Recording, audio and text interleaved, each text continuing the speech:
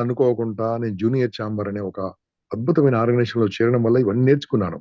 Only డబ్బులు కట్టి నేర్చుకోవాలి. 3,500 ఎవ్రీ ఇయర్ ఫీజ్ ఉంటుంది. ప్రతి ఒక్క దానికి మళ్ళీ ఈవెంట్ కట్టాలి. ఆల్‌మోస్ట్ సంవత్సరానికి 20,000-30,000 ఖర్చయితే చాలా చక్కని ఆర్గనైజేషన్ అది. ఓకే. మరి ఇక్కడ నేర్చుకోవడానికి మనం ఎవరున్నారు? మరి తెలుగులో చెప్పేవాళ్ళు కావాలి.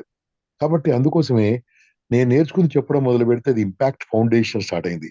ఇంపాక్ట్ ఫౌండేషన్ ఎలా రిజిస్టర్ అయిందంటే అప్పుడు మనకు ఇన్‌కమ్ టాక్స్ ఆఫీసర్ ఏం చెప్పారంటే, "సార్ మీరు ఇంపాక్ట్ ఇంత మంచి కార్యక్రమాలు చేస్తున్నారు. మీరు రిజిస్టర్ చేసుకొనొస్తే మీకు ఐటీ ఎగ్జిబిషన్ వస్తదంటే, అప్పుడు మా ఇంట్లో వాళ్ళే బయటోళ్ళు కాదు. నేను, మా అబ్బాయి, మా ఆవిడ, నా కూతురు, నా అపార్ట్‌మెంట్ సెకండ్ ఫ్లోర్‌లో ఉన్న మా అబ్బాయి ఫ్రెండ్సు, మా అమ్మాయి ఫ్రెండ్స్ అందరం కలిసి ఏడుగురం కలిసి రిజిస్టర్ చేసుకున్నాం. ఇది ఫ్యామిలీ సంస్థ. కానీ ఫ్యామిలీ సంస్థ ఎప్పటికి నడవదు. ఫ్యామిలీ ఎప్పుడు నడవదు. కాబట్టి ఇది పబ్లిక్‌ది కావాలి.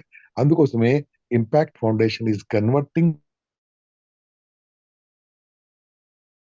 మీరు స్టార్ట్ చేస్తున్నారు.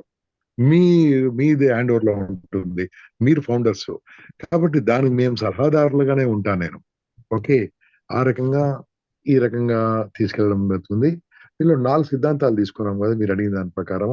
ఒకటి మన వ్యాపారం డెవలప్ చేసుకోవడం కోసం, నేర్చుకోవడం కోసము, నేర్చుకుంది పంచుకోవడం కోసము, తర్వాత మోస్ట్ ఇంపార్టెంట్ లీడర్‌షిప్. మనం నాయకుడిగా ఎదగాలంటే ఒక్కో స్టెప్ అందుకోసమే ఈ నా నుంచి వచ్చిన ఆలోచన కాదు. మీలాంటి వాళ్ళు కలిగించిన ఆలోచన, మీలాంటి వాళ్ళు కలిగిన ఆలోచన చెప్పితే